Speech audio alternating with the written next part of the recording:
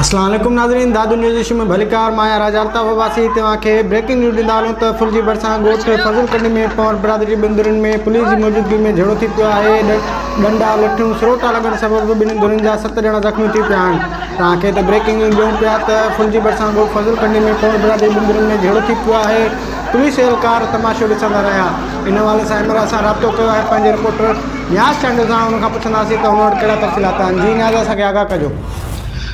जी बिल्कुलु इल्ताफ़, दादू भरिसां ॻोठ फज़ल मोहम्मद कंडी में पावर बिरादरी जे ॿिनि धुरियुनि में झेड़ो थियो आहे। इहो झेड़ो जेको आहे पुलिस जे साम्हूं थियो आहे। जेको जान ऐं माल जी हिफ़ाज़त करण पुलिस एहलकार आहिनि उहो तमाशो ॾिसंदा रहिया ऐं ॿिनि धुरियुनि में डंडा सिरोटा ऐं लठियूं लॻियूं ऐं आज़ादाना इस्तेमालु थियो। अधु कलाक ताईं इलाइक़ो मैदान जंग बणियो रहियो। उन में 7 ॼणा ज़ख़्मी थिया, पर पुलिस एहलकार ऐं पुलिस जा कुझु अमलदार जेके आहिनि उते मौजूदु हुजण जे बावजूदि उन झेड़े ते कंट्रोल करण जे बजाए तमाशो ॾिसंदा रहिया। ज़ख़्मी थियण में मुसद्दक़ पंवरा, मज़हर पंवरा हिकिड़ी दौर जो, ॿी दौर जो सज्जाद, रियाज़, शाहिद, हसन, सईद पंवर आहिनि जेके ज़ख़्मी थिया, जिन्हनि खे सिविल अस्पताल दादू मुंतक़िल कयो वियो। मां नाज़रीन खे ॿुधाईंदो हलां त इहो झेड़ो जेको आहे उहो ॿेले खाते जी ज़मीन आहे। उन ते हिकु धुर पारां इहा शिकायत कई वई त थी कब्ज़ो करे, हिकिड़ी धुर बासर धुर कब्ज़ो करे ऐं घर अॾे छॾिया आहिनि। जॾहिं त ॿी धुर उते ड्रेनेज जो जेको पाणी हो घर जो उहो उन तरफ़ छोड़ कंदी हुई ऐं उहा शिकायत जेका आहे ॿेले खाते जे अमलदारनि खे लिखत में कई ऐं ॿेले खाते जा अमलदार पुलिस साण करे ऐं एनक्रोचमेंट जा अमलदार साण करे उते जॾहिं पहुता उहे घर हटाइण जे लाइ, कब्ज़ो हटाइण जे लाइ, ऐं त उते जेका फरियादी धुर हुई उहा बि मौजूदु हुई, जंहिंमें फरियादी धुर ऐं जवाबदार धुर ॿई आमो साम्हूं थी विया ऐं आमो साम्हूं थियण खां पोइ गाल गॾु करण खां पोइ हीउ झेड़ो थियो ऐं हिक ॿिए ते लठियुनि जा वसकारा लाइ ॾिना।